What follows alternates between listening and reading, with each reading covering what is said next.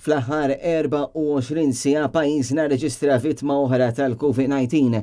Raġel ta' 77 sena blat tal-vittmi bekk jitla għal 445.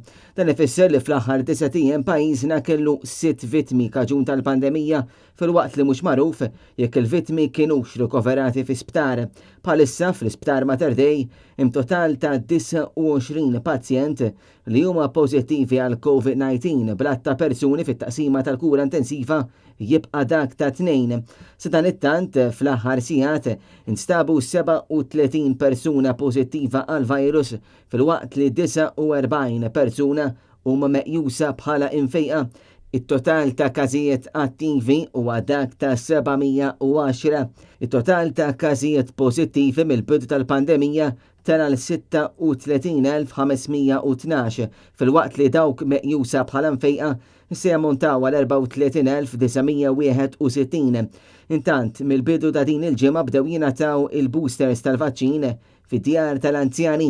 Fis-stqarrija ntqal li se jkunu qed jingħataw madwar 500 tilqima kuljum il-dawk l-anzjani li jgħixu fid-djar tal-anzjani kif ukoll dawk li huma residenti f'San Vincenz de Paul.